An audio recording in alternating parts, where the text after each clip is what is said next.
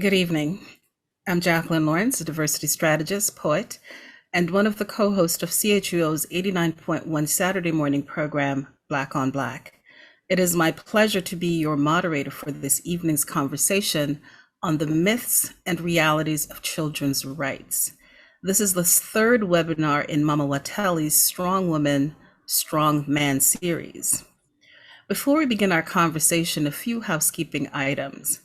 During the course of the event, you will only be able to see and hear the speakers. Participants' cameras and mics will be disabled. The chat box is available for everyone to interact, make inquiries, and comments. Questions to the panelists should be typed into the Q&A box, and for those who would like to stay anonymous, you can send a private message to the panelist only and/or rename your profile during the event. I would now like to call on Florence Hiltz to do the land acknowledgement and introduce herself. We gather this evening on traditional unceded territory of the Algonquin, Anishinaabe, Ake nations. We acknowledge that they lived here before us and keep living here now. Acknowledging the ground we live on is an invitation for us to recognize the history of the land, the people, and the connectivity to give these connections meaning. By learning where we live, we honor the cultures and practices of the people of this land and continue to be aware and participate in the healing process of colonization and intergenerational trauma. I was saying, because I think it's so beautiful in terms of our cultures having that experience, that shared experience of colonization and dispossession of our culture and our lands, and the brutal relationships that our women, the oppressed of color, have been through together, and similar dispossession with the children and their culture being stripped. So the spirits of our people bring forth the strength always, and move forward throughout the journey of emancipation. The patriarchal systems in place we have damaged to all of us, our families, our friends, and personal environments. We see through each other's eyes, and we brace each other, and we take action. We are not bystanders. As we celebrate the UN Decade of the People, for the people of African descent, let us remember our ancestors who were enslaved, the mothers and their children who were raped and continue to be sold into slavery. May their spirits give us strength to uplift our voices as we continue their journey to freedom and equity. I think that's very beautiful, and miigwech for allowing me to share that. Welcome again, everyone. And this is, I said earlier, Mama Wateli's Women, Strong Man series. And this series has focused on expanding and deepening our understanding of the myths and realities, rights and responsibilities in relationships, specifically around violence in intimate relationships, abuse of seniors, and this evening, a special attention on the focus on the myths and realities of children's rights. I do want to turn it back over to Florence now to please introduce herself, and she's one of two panelists that will be joining us this evening for this conversation.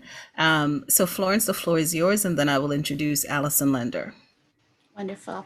Nice to be here again. My name is Florence. I am Anishinaabe Ojibwe from Northern Ontario, Grassy Narrows First Nation. I came down for college. I stayed in Ottawa because it's such a beautiful place and a beautiful place to raise my children. I am a mother of 7, and I have a full crew. I work at Minwashin Lodge, and I manage the children and youth programs. We work with families, and we try to decolonize their experiences, empower, lift up, and heal. And it's been a great pleasure to be part of this evening. Oh, thank you so much, Florence. I look forward to seeing how that experience can really help us with this conversation or forward this conversation this evening. The second panelist this evening is Allison Lendor. Allison has more than 20 years of legal experience practicing exclusively in family law. During this time, she has handled over 1,000 family law files. Despite a very active litigation practice, Allison only recommends going to court when she believes it is absolutely necessary. As a result, she negotiates out of contract solutions, such as separation agreements and mediation as required. As an effective court advocate, Allison's strategic insight into the role that the Office of the Children's Lawyer might play in a case is advantageous, since she remains an active practice representing children in parenting disputes. When she's not in the office, Allison enjoys spending time with her family and traveling with them. And Allison is also a foodie who enjoys cooking, baking, and relishes any chance she gets to sample international cuisine. Welcome, both Allison and Florence, to this wonderful conversation, to this important conversation, I should say. I want to begin by anchoring this in the 1990 International Convention on the Rights of the Child, which Canada ratified in 1991. And it is perhaps the most recent document giving voice to children's rights as human rights. And this includes their rights to association with both parents, human identity, basic needs for physical protection, food, education, healthcare, and criminal laws appropriate for their age and development, and freedom from discrimination on the basis of their race, gender, sexual orientation, gender identity, national origin, religion, disability, color, ethnicity, and other characteristics.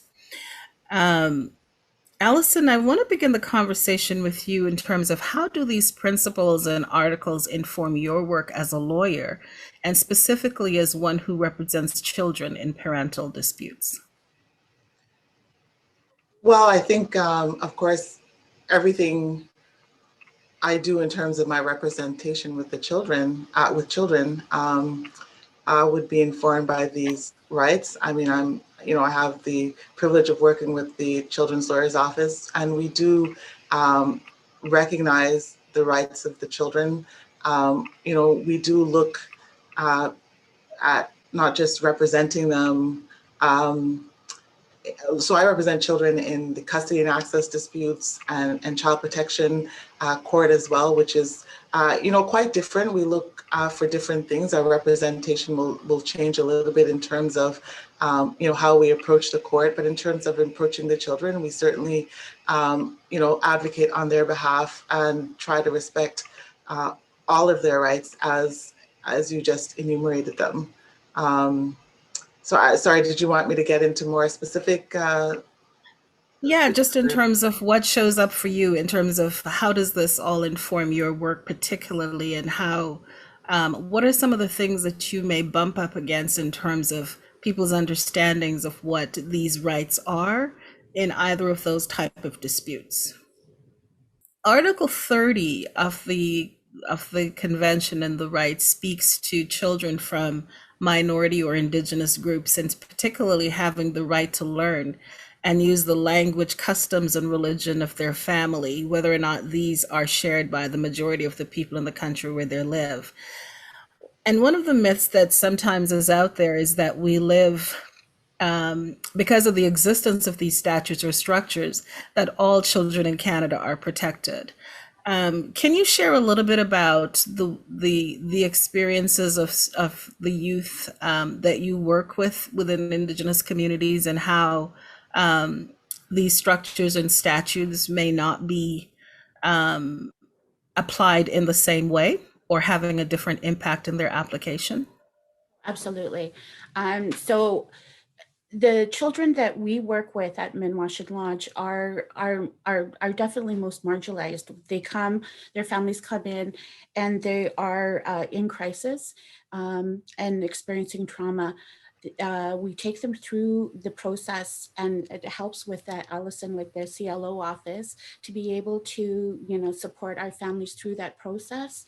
But most off for the children. And when we talk about, the rights of the children, the disparity, it's huge. And so when we're talking about any of the rights of education is less than, less are the on reserve, less money, less teaching, less, a real chaotic environment in terms of of breakdown of poor infrastructure, of black mold, not clean drinking water. There's so many disadvantages, there's struggles or barriers that our people have to go through in order to see the basic rights of the child. So you think that in today's day and age, the United Convention Rights of the Child would be followed, but it's not, and we have to do better. What Yeah. do you think are some of the reasons why those conventional principles are not being followed as much within the structures that are resulting in those kinds of experiences, such as the lack of drinking water, the mold in buildings, et cetera? Because those are certainly pointing to some of the critical things around, having safe housing, for example, or a safe space. Mm-hmm. Well, I mean, you have to go all the way back to like the Indian Act. You have to go back to those acts of repression, and those acts were meant to hinder um, Indigenous people. And so you look all the way back in the history of the rights of Indigenous people from the start were not there. Um, Well, and from what you're saying, one of the other myths that's out there is that the past is in the past and this is the now. But the past, from what you're saying, has a significant impact on what is showing up as well in this moment. Oh, absolutely. And then we're seeing it more now. No, so with the residential schools, the gravesite findings, and we realize that that is the truth. That is what our people have been saying from the start, and people are just starting to acknowledge. Oh, yes, there is some maybe some fact there. And although we did hear Harper have an apology in 2008, we're still not anywhere near where we should be in terms of reconciliation. I think we're at the truth part, and we have to continue uncovering that truth and standing in that and owning it and going forward from there. I just want to just follow up on something else that you said as well, in terms of you mentioned that some of the youth that you're working with, or the children that you're working with, that some of them have experienced trauma. Um, but what you just mentioned in terms of the residential experience, and particularly the bodies that were just found, um, what do you think is what is it that you do to support children to get them anchored or grounded as they're or recognizing or working with the communities to move through that process to be able to heal, as you mentioned in your opening statements? What do you do to support them to heal? Well, absolutely. And sometimes we have to do that education piece, and we have to go back and own our culture. We have to understand that our culture was in place, it was very strong, and we had the rites of passage for the children. And that built identity, it built community, and it built empowerment and knowledge and all of those beautiful things that, we had and we still have to this day, but it takes a lot of work to do that. So we go back from the very start, and we also have to start with the intergenerational trauma, because it does Mhm. trickle down. It does trickle down through our DNA, our blood, our experiences, our ancestry, everything, and it's a building block of who we are. So it's so important that we do have to go back and we have to look at what that is, and really get the truth of it and start working from there. I was just having a conversation with Florence in terms of the Indigenous youth that she's working with, and given the structures or these articles that are in existence, and one of the myths out there is that because we have these kinds of principles, that all the full diversity of Canada's population, particularly our children, are protected, and so. She was just sharing essentially that some of the youth that she works with, that they're some of the most vulnerable, and some of their experiences are traumatic, or some of the conditions that they're living in terms of, for example, living with mold and those kinds of things. And those are very much, we need to do better in terms of being able to serve children with those particular conditions. I want to, did you want to respond to the question I asked earlier? And we'll keep our fingers crossed that our internet connections hold up. Did you want to respond earlier in terms of how these rights are showing up in, are people often surprised that children have rights, is I guess the fundamental question I wanted to know as you prepare to build your case, or deliver, or support them in moving forward. Are persons often surprised that children have the level of rights that they do? I think so. I think that definitely there is a level of surprise that would, some people would have in terms of the rights that the children have. But I mean, I think sometimes it just depends, for instance, the information that, I mean, the example I can think of is a newcomer, for instance, versus a non-newcomer to this country might have a better understanding of rights. And I think that for newer immigrant communities, for instance, I think they probably need to have a little bit more information about what's going on. I think overall, just because sometimes their involvement with, let's say, the societies or whatever, may come as a surprise to them because they were not aware, of the do's and don'ts regarding children. And, so for my focus, when I have my child clients, for instance, so shifting the focus, I do my best to educate them about their rights and that they do have a voice in court. And I am the representation of that voice in court for them. And I think it's really important. And so maybe some of the biggest surprise about the rights that children have come from the children, which is good. I think, schools are doing, some of, the work in terms of educating the children about their rights. But I think it's really good that children know that, whatever happens in their life, if it does go to court and their parents do have disputes, that, they do have a voice in the court system to a certain extent. And, I think that's good for them and it's good for everybody. Well, I want to follow up on that in a couple of ways. Number one, by children discovering that they have these rights, it also points to one of the things that I think that may be a myth that is out there, which is that a parent's right is absolute over a child. Yeah, no, it's not. Thankfully, Can, thankfully, it's not. can you say a little bit more about that in terms of the parental role? Because I think sometimes, we have different ways that people have expressed that, children should be seen and not heard. I brought you into this world, I can take you out of this world.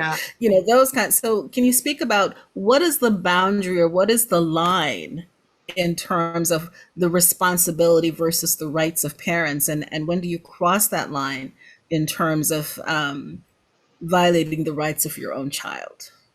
Right. So thankfully, I mean, I don't know if we're there yet, but thankfully, at least in this jurisdiction, we understand that the courts in assessing what is going to happen in the life of a child, they look at what is in the best interest of the child, right?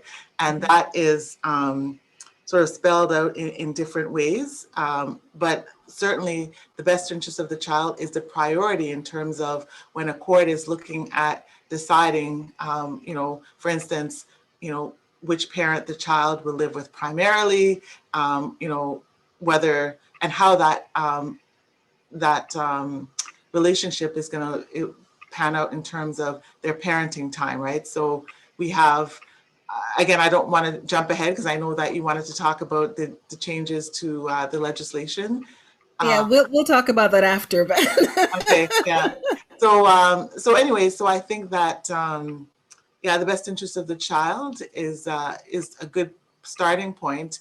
And when you look at what does that consist of, and I think for children,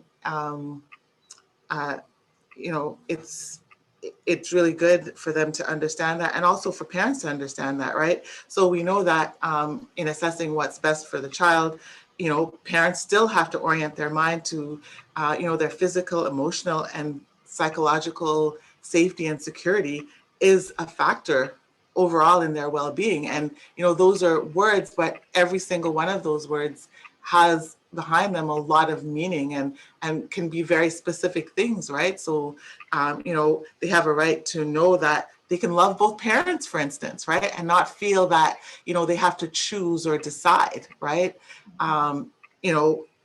They have, right, so the right to have that relationship, and they have a right to stability, I would say. A lot of times you have environments where, maybe one parent is more stable than the other for a lot of different reasons, right?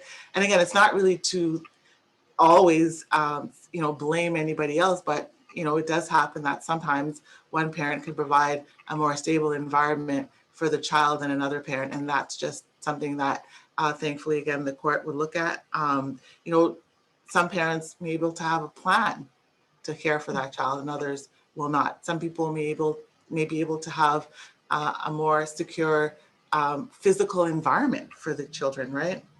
And issues of abuse and violence are also considered.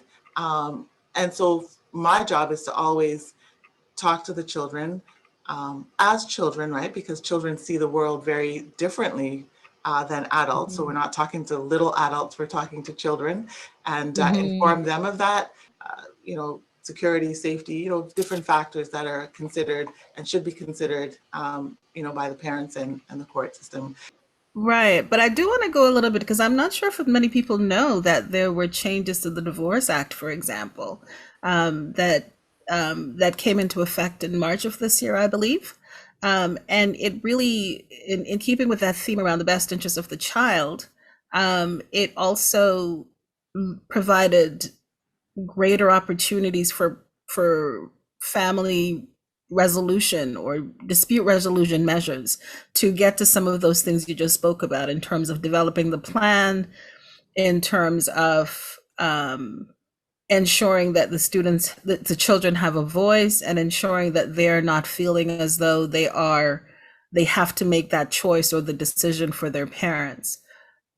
I want to pick up a little bit in terms of some of the legalities that Allison was sharing with respect to the education that has to take place with both parents and children to let them know what their rights are. What are some of the things that show up in your organization around children and parents understanding what rights there are?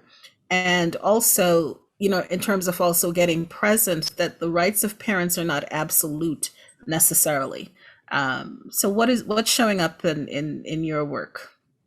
Well, absolutely. That is like, first of all, the children's rights are paramount. They're the most important part. So that's basically why we are doing what we're doing. My program is called the Secret Child Program. So it really puts the child first and foremost. In terms of domestic violence, obviously there's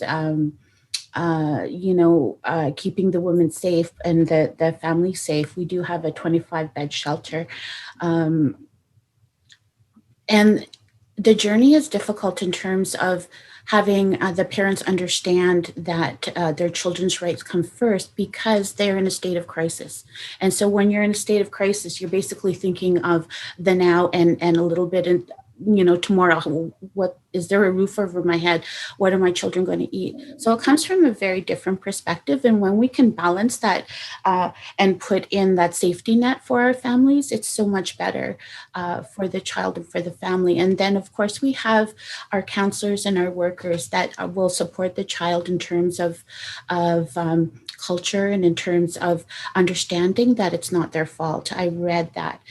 Most children often blame themselves for different things, and that's the first thing that we're able to do is to be able to balance that and create a safe space for them so that we're able to move through the trauma and we're able to have the counseling team there, a safety plan in place for the whole family, so that, you know, we can move forward and we can start to heal from this. I want to go back a little bit to, you know, the comments you made earlier in terms of kind of that colonial space of the history and the context of much of the challenge of many of the challenges that show up within Indigenous communities, and the accountability in terms of needing to do better in terms of all our levels of government, et cetera. Can you share a little bit about or provide a bit of an overview on Jordan's principle and how this is, or are you utilizing those particular principles to support the work that you're doing? Oh, absolutely. I mean, Jordan's principle has been a godsend to us.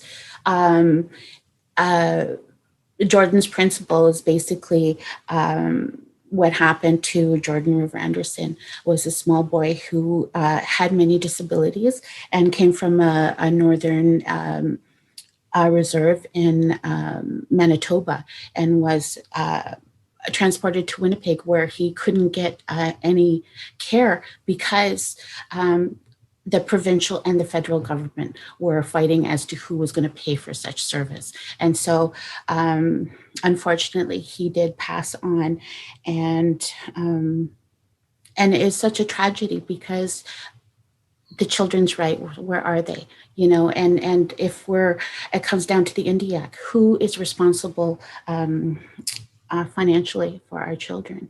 And so that's always been a problem. It's always been So how is Jordan's principle shifting and changing that accountability structure, that accountability process now?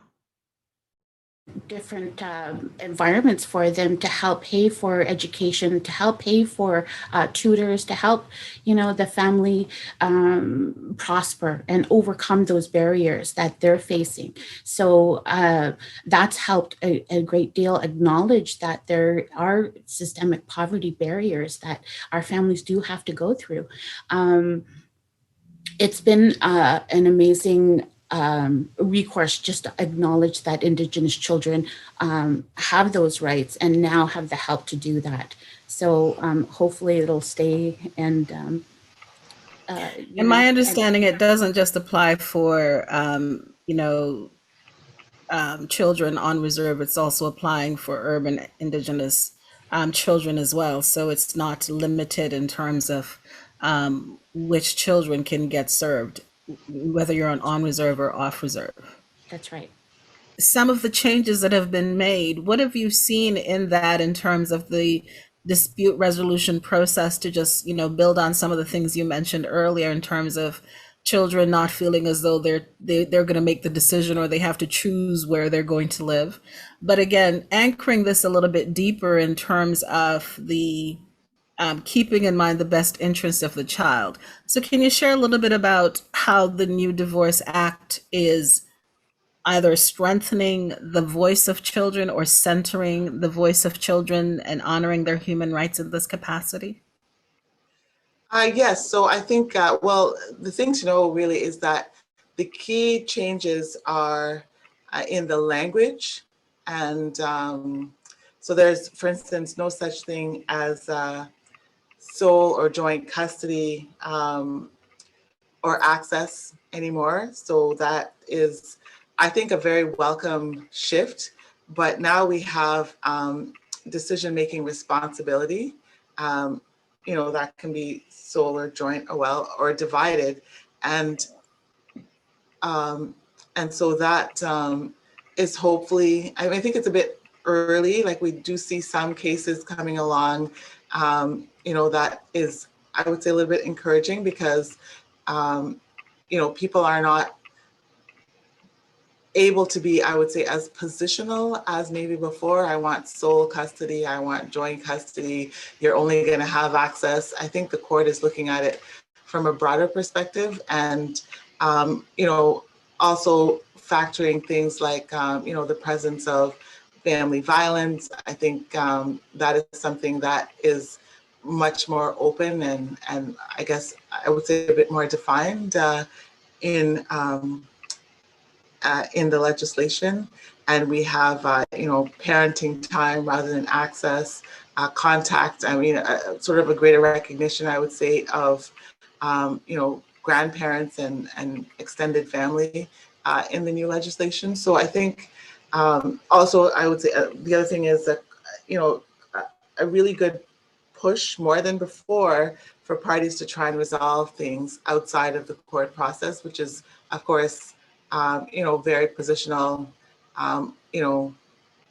much more adversarial and expensive. So I would say that the new language is good. I like that. But I think it's March 1st, it came in to force. It was delayed because of the pandemic. But, we're hopeful that we'll see a lot more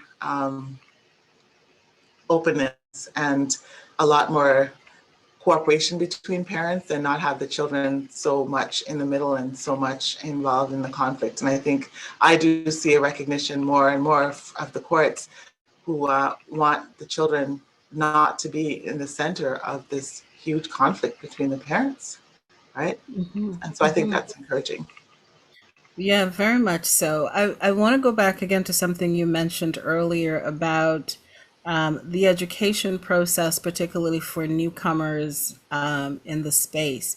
And I wonder if in your practice you see a difference in terms of the the types of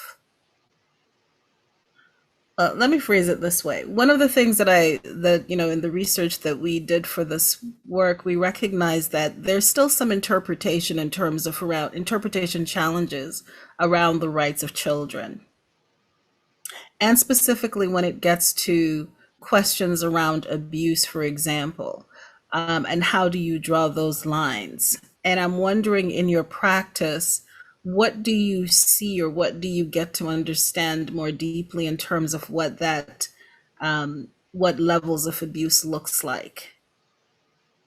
It can be anything from, I mean, I think I would say, you know, the physical abuse, I probably, you see it and it's there, but I would say the emotional and I would say psychological abuse, I would say is probably, um, in my practice anyway, what I would say is what I would see the most in terms of, pressure from one parent, guilt tripping the children, trying to sway them. And I think it really does. I mean, it really does play an emotional toll on the children that, doesn't, it comes out in a lot of ways while the, let's say the dispute between the parents is going on. But I think it really comes out a lot more later on. And I think, I mean, you are, I'm sure, aware of studies that, are very clear that the constant conflict between parents who are separated or separating is really the single defining factor for a lot of children in how they process and how they do later on in life, right? And I think, I mean, I understand the intention of this change in the legislation was to try and bring that down a little bit because I would, yeah, it's definitely a factor. And, counseling children who have that, pressure from one parent or pressure from both parents, it's a lot. And, some people can, some children, I would say, um, just like life can handle it better, if I can call that. And it's never better, but they can handle it and process it a lot better than others, where others, it really is a life defining for them. I mean, we're talking about life defining, like forever. It doesn't change because of that experience. And I think we really need to continue to address that and tackle that problem because it is a real problem. Yeah, and there's the intention, of course, with the legislations and those kinds of things, but then there's the impact of the experiences, which is what I'm hearing you talk about right Yeah. now. And what do you think that we need to do as a society to really strengthen that understanding? I mean, I love the fact that this legislation is addressing it in terms of one, but do you think of any, can you think of any other ways that as a community, as a society, that we can then look to see how we can strengthen those opportunities to reduce the stress factors for children, or the trauma, as Florence spoke about earlier, to recognize that this actually becomes a traumatic experience for a lot of children. Yeah, I mean, I think there are really some practical things, again, that has been started, right? So I think, now there's the mandatory information sessions that parents will have to go to. But I think to strengthen that even more, parents really, need to have a deeper understanding of how their breakup and how they relate with the children impacts the children. So education is the key. Some people really don't have any insight into how their behavior is impacting their children. And some people do, and they don't care. But I think that, a greater focus on education, the impact of how this kind of conflict, you know, interferes or impacts children in the long run. I think we definitely need more of that, because I do meet people who have no insight or understanding about how their what role they play in really negatively impacting the children and their choices later on. Mm-hmm. Florence, I want to come back to you, just from a family dynamics conversation now, in terms of what are you seeing with some of the things that Allison has been sharing in terms of the dynamics of families that are going through, separation, breakups, and, and are there unique aspects within the Indigenous community, for example, that are related to the Indian Act or the marital law and First Peoples versus other Canadian family law practices? Well, first of all, I'm going to do a disclaimer here because I'm not a lawyer. However, we do have access to some really great lawyers. But when we talk about the children's right in terms of divorce and how we help those families, I guess, understand their rights and understand the children's rights, as Allison said, it really is about education, and it's continual education, because you have to go back to where that trauma started from, and it continues. You can't, I guess, educate someone when they're in the midst of their trauma and it keeps on coming up for them. So, I mean, it's a real education piece. It's a healing piece, and it takes a long time. Especially with children in care, when they have acute childhood trauma, it stays with them and they're stuck in that space. And so that we have our counselors and we have our cultural ceremonies to be able to help them through that. In terms of like kin care and helping the families with their communities, their home communities, that's always helpful, because we're able to ask their First Nation to basically see what kind of support systems are available for them.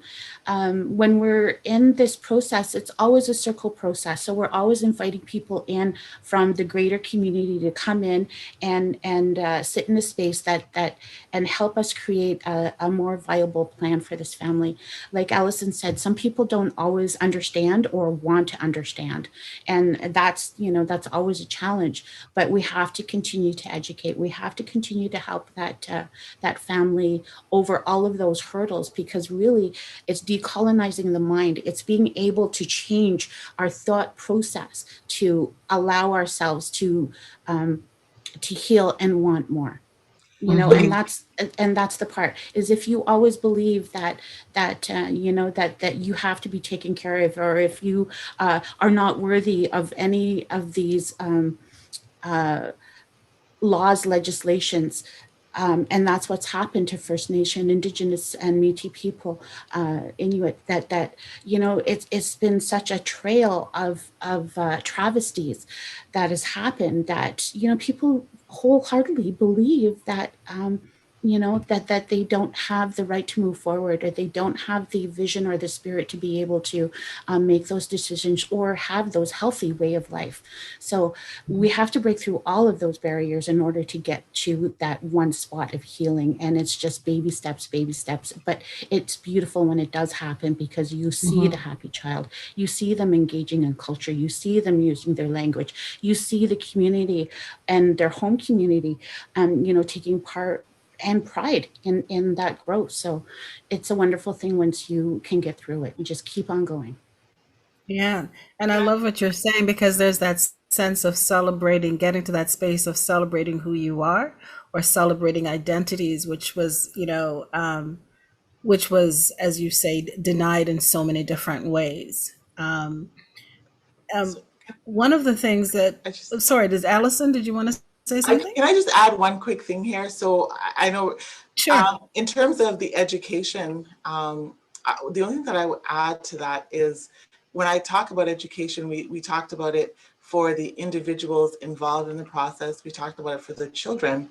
But I think that, also in the judicial system, and I know judges are getting a lot more training about that, but it's also important that when you go before judges, they also understand that process. Like I said, I think a lot of progress has been made, but, to have a complete understanding, you also need the resources and the education of the judges as well, because I think, for a lot of people, they're going to make decisions that, will impact the family forever, right? So they're going to make decisions about where the child or children are going to live, who they're going to live with, who they're going to see, who they're not going to see. And it's also really important to have them on board in terms of educating them on, the different issues, the different communities, and certain things that may be particular to some people than to others, because that is then, it's only then when you get a full understanding of, the communities that you're dealing with, and the people who are going to make decisions, vis-a-vis the judges or the mediators or whatever, about people. So I just wanted to add that part too. No, that's such a critical part, because there's so many. What I think one of the things that the convention does is it really anchors a systemic approach. But when you have a systemic approach that has been, I mean, when you look at the research that this work around shifting the narrative around children's rights as human rights began as early as the 1700s. I can't remember the year. I think it's 1756 or something like that. And when you think about that, that was also that's when colonialism was was rampant in many ways, and still is. Slavery was going on and still is. Yeah. And so to understand the when those conversations were going on, Indigenous and Black and other racialized children were not part of the consideration. Yeah. And so within the systemic within the systemic ways of listening, yes, your decision makers, such as judges, such as social workers, such as other lawyers, all those are critical components in terms of what is in the best interest of the child. To understand the full context of that, because as Florence was saying earlier, the trauma that can come from those particular experiences, and just now in terms of if part of the lived experience has been such that it has impacted your sense of believing that you have the worth to these rights, then it continues to perpetuate a particular myth, and it then becomes a self-fulfilling prophecy that has been built within the systems and the structures. One of the things that I'm very excited about is that there are actually more and more, I know many communities have been researched to death, but the data that's coming out now is more along the lines of disproportionate impact. And there was in 2016, the Ontario Human Rights Commission, for example, reported the disproportionate rates of Indigenous and racialized children in care.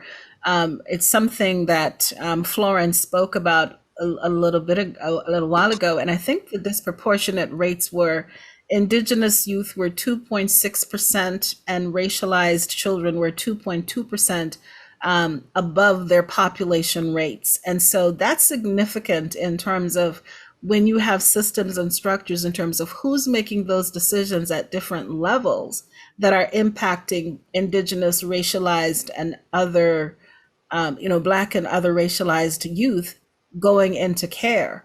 And again, what's the best interest of that child in terms of who understands the reality of those children in terms of making those decisions. It's paramount. It's important because if those administering the structures, if the systems are then perpetuating more harm, Yes. then it becomes a challenge in terms of moving forward. Mm-hmm. Absolutely. Well, we're living in some really interesting times. I mean, we have the twin pandemics of COVID and racism on full blast in many ways. And Florence, I want to go back to you in terms of what are some of the things that you're seeing through this COVID experience and racism coming up in many ways that has, in some ways, I think COVID has just pulled back the curtain on many of the inequities in all sectors of society, whether it's health, education, justice, the economy, the media, you name it, every single sector has been impacted. I just want to know from you, what are some of the myths and or realities that COVID and the twin partner of racism has revealed within your center or within your communities that you're aware of that for us to pay more attention in terms of how we can strengthen centering the voice of children and to respect their dignity and their humanity as we move forward? It's, COVID has been, so difficult because of our culture is to sing, is to share food, it's to be together, and that's the huge part of our community gathering. And so we weren't able to do that, and people were not allowed to speak. They weren't used. A lot of people didn't even have Wi-Fi or phones at this point. There was, there's so many different barriers there. And it was very, very traumatic. And so our units were always doing wellness checks. We were always, putting out fires here and there, so to speak. We're always in crisis mode, and we weren't able to, do the regular programming or the regular work we were doing because my team was just completely, supporting these families and these children. So that's one reality that we had. The other is that our children that were in care were not being able to practice their culture. They weren't able to see their parents. And so that was a really big another setback. It was almost like the trauma of residential school when your children are taken away from you and you are not, you're so dispossessed that you don't have the way to see them. And a lot of our families experienced that. And so we had to go back from day one and really support them. It was a lot of suicidal ideation and tendency. And so it was a complete crisis mode for us. We managed to open up access and we worked with CAS and Ottawa Public Health to be able to make sure that our families did have the right to see their child and the child had the right to see their parent. So it was beautiful when we were allowed to meet. We continue to advocate in so many ways for our children and continue to do the ceremonies. And as we said, in courts, the judges and the lawyers understand the importance of having that cultural safety planning, and now it's recognized. And I can't say it enough that it truly protects their little spirit. So there's a whole bunch of teachings that come when you have a child, and it's like a gift, and you're unwrapping each of learning what the child's strengths are, and being able to build on that. And so it's really important to have that cultural piece in there, and that safety planning as well. I just love how you just phrase that. Each child is like a gift that you're unwrapping. I love that. Yeah. It's just beautiful.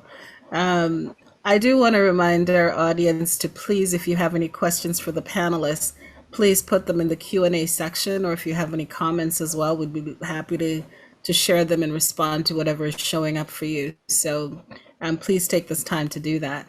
Allison, what are you hearing in terms of the twin pandemic of COVID and racism, and how that impacts the rights of children? I would say that, yeah, the twin pandemic is very real. I have seen really, I think a lot of people are scared. A lot of people are, you know, unable to cope on a lot of different levels. I'm seeing a lot more of that for sure. And I think that, with the intersection of racism, um, you know, I think people are seriously discouraged. And so for me, I think about and talk with some of my colleagues about, well, what happens when the pandemic is over, like it's waning now, but we're going to have a different problem, right? I think we're going to have a different problem. Maybe we're seeing a lot of it right now where people, it's harder for people to cope.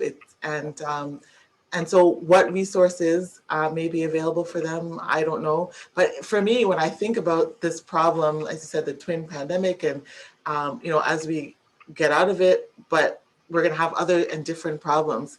I just kind of envision,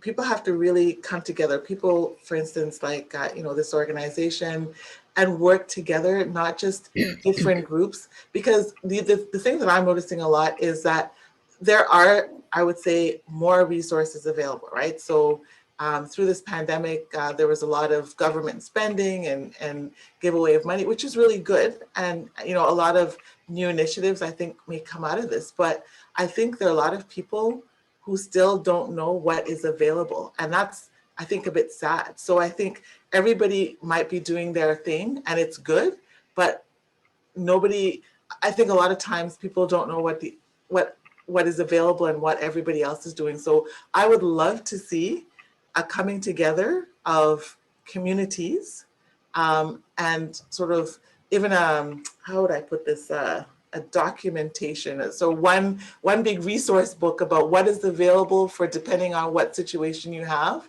And also, again, I talked about the education piece is really big all around. And, it's going to take a lot of people and a lot of work. And, at some level, maybe we do that, but I just don't think that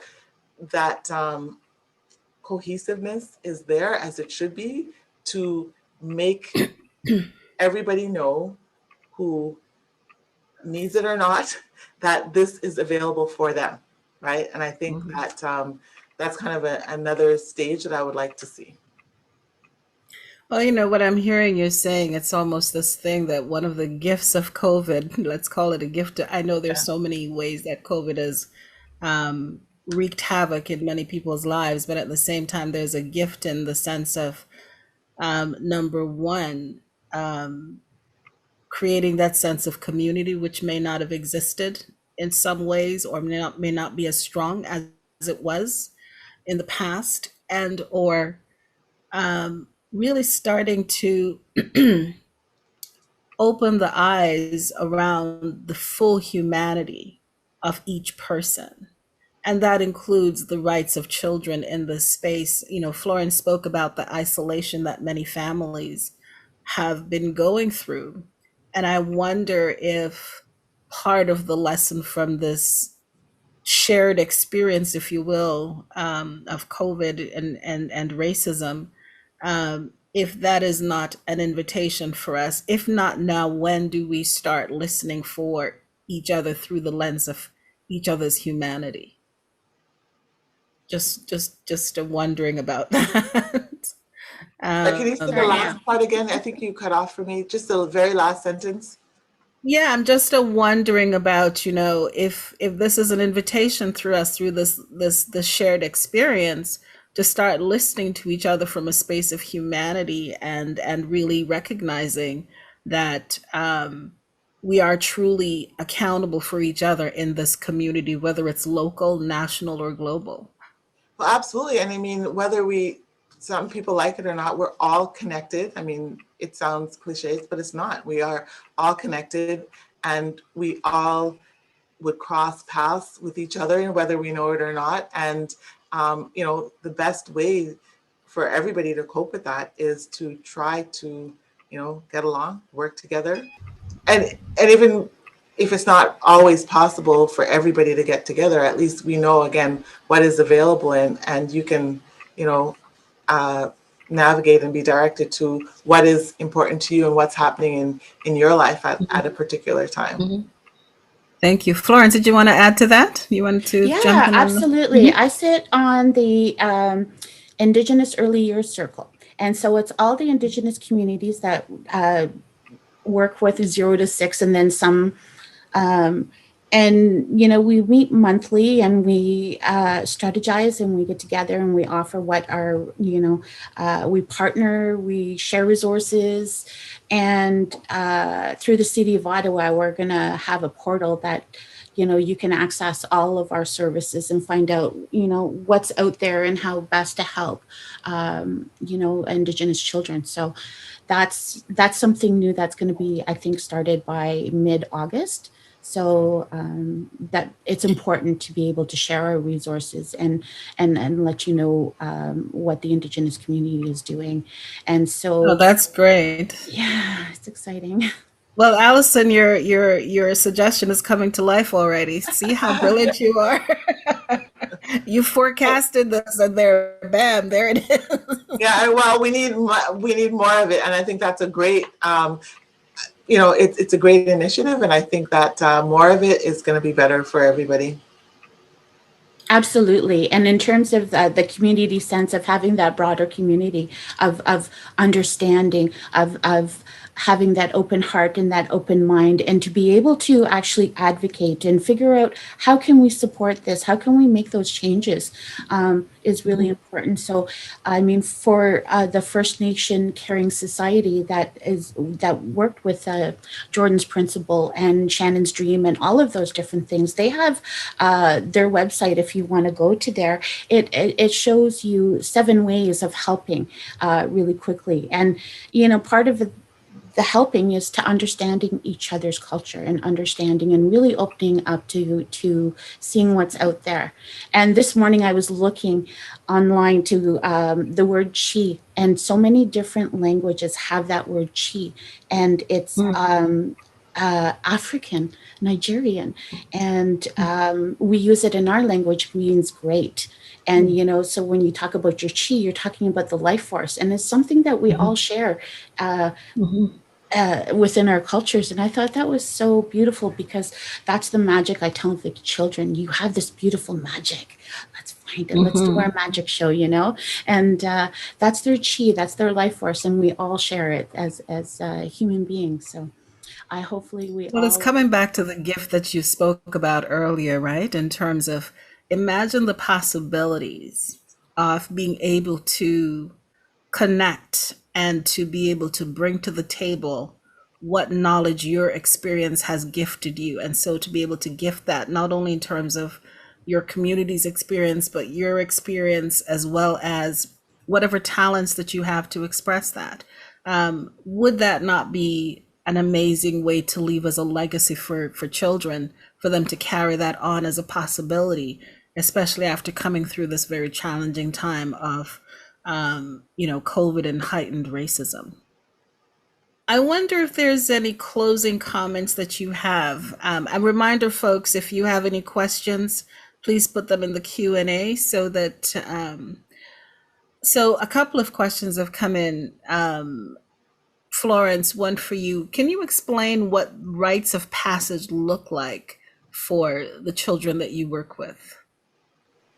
and beautiful, because when a child is born, they say that the child chooses their parents, and they say that that spirit comes, and that's when the moment of conception is when that spirit arrives in that body. And so we definitely take care of and nurture that spirit.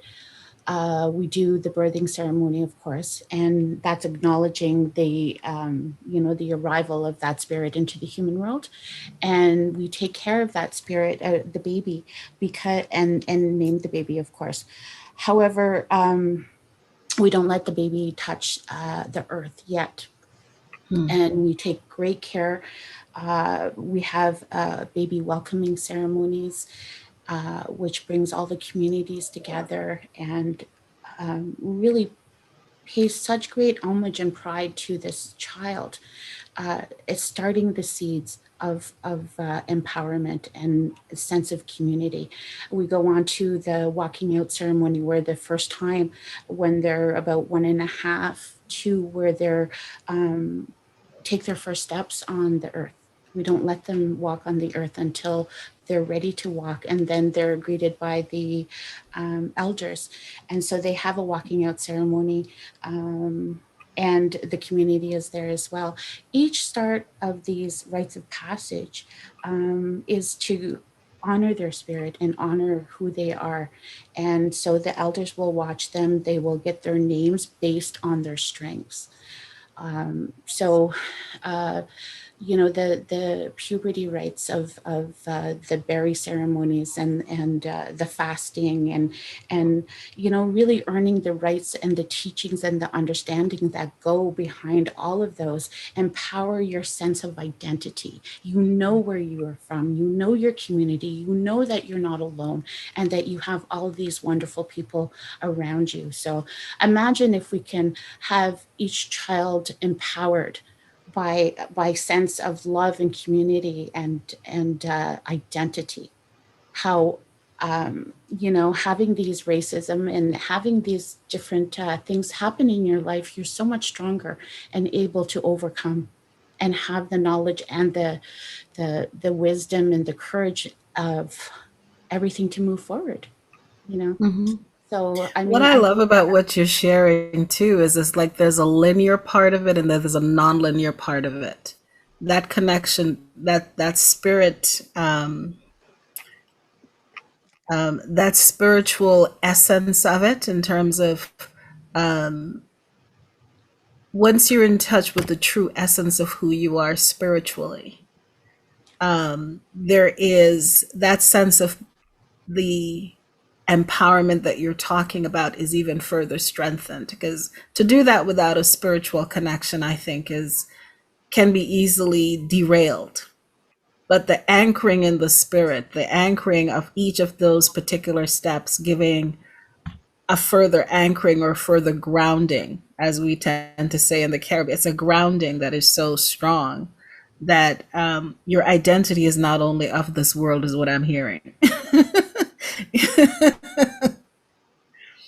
I'm sorry, I can't hear you, Florence. Sorry. Absolutely. It's a really big part of our culture, and it's always nurturing that spirit. So it's important. And that's one of the first things we do when a child is in trauma, or when they are, having to go through CAS and different things. The first thing we do is ground the spirit. So wise words.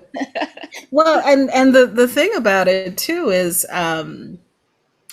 that grounding of spirit, and when you talk about the experiences that occur, that I heard someone have an interesting term, it's called murdering the spirit, in terms of structures that do not allow for that empowerment, do not allow for that nurturing, do not allow. And so therefore, when you spoke earlier about the lack of belief, or the lack of self-confidence, or the lack of sense of self, and we wonder, where does that come from? It's not a quick and fix. It's about how do you then get back into that grounding, that way of being that nurtures you and lifts you up again. So I thank you for that.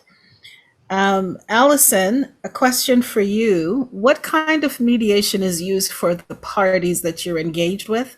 And when and at what point does the child's voice intersect with the parents during mediation? And is third party neutral used at all?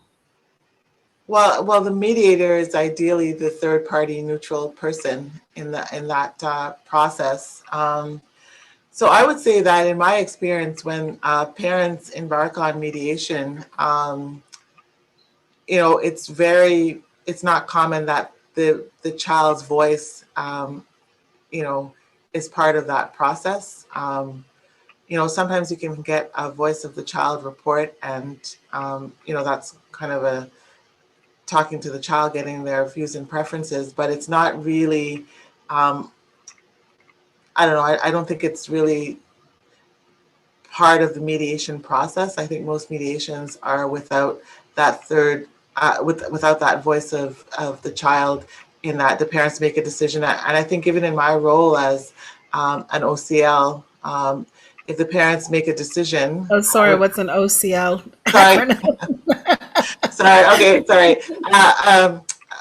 Office of the Children's Lawyer. So okay. Yeah. So as a representative, a legal representative for children in the Office of the Children's Lawyer, if parents in a custody and access matter make a decision in terms of parenting, then I respect that. I mean, I can, tell them what the views and preferences of the children are. But once parents make a decision, then that's the decision that the child has to follow, right? And so in a lot of cases, I can say to the children, I mean, it's not even a bad way. I think it's good if the parents can come.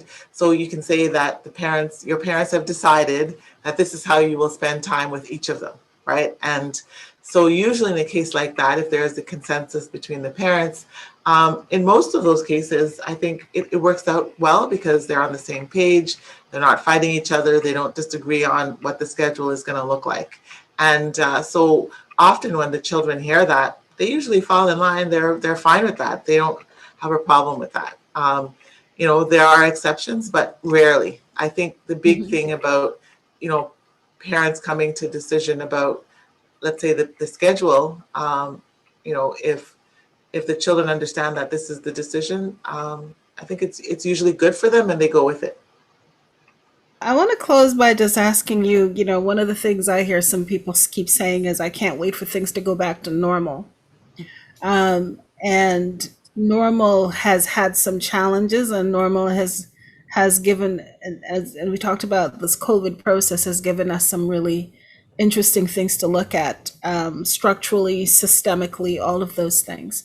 In your particular roles, what do you see coming down the pike that will strengthen the understanding of the rights of children? And I think it's that education piece, and it's to be able to truly value and teach that maybe that is the gift that you have to unwrap, and that we have to support that knowledge out there, and that yes, every child is sacred, and that all children matter, right? It's fundamental. We have to do this work. And I'm really pleased that there are so many people, like-minded people, that are working for that change. So miigwech from me and my family, because we all strive for a better world. Wonderful. And Allison, what's there for you in terms of what you would like to see moving forward with the rights of children being strengthened moving forward? Appreciated what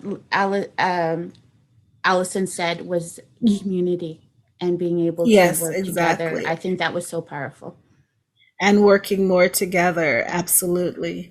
So Florence, Hiltz, Allison, excuse me, Allison, Lendor, thank you so much for this amazing conversation. That has just really started the education for a lot of people in our communities around children's rights as human rights, and starting to understand that there are different capacities and ways that show up in terms of ensuring that children are protected in terms of association with both parents, their human identity, their basic needs and physical protection, their basic needs such as physical protection, food, education, health,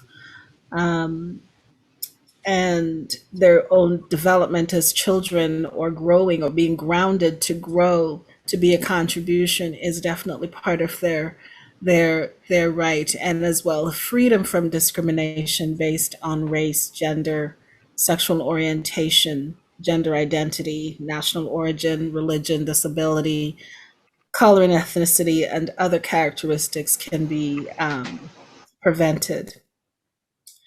And, reminder to please spread the word about these amazing conversations. Join us on social media, Facebook, Instagram, Twitter, and the YouTube channel that you can share with your friends and family for them to go back and listen to these conversations and see how that can support informing you about some of the areas that you may not have known about and their potential impact on your life in the different ways that you show up in the world.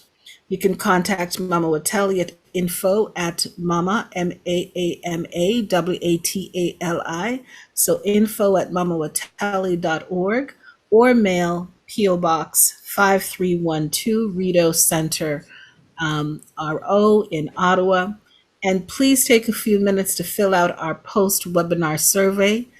Please take a moment to complete it and let Mama Watali know what has worked for you, where you see what suggestions you may have in terms of future conversation. And just also want to give a special thank you to the Government of Canada's second round of one-time emergency fund, which is administered by Canadian Women's Foundation and Canada's Public Foundation for Diverse Women and Girls. Thank you so much for coming, and a special thank you for your attention, your time, and your commitment to continue to learn and to grow with Mama Watali as they continue to bring these conversations to expand and grow our knowledge and understanding of critical issues that impact us individually and collectively. Have a great evening. Yeah.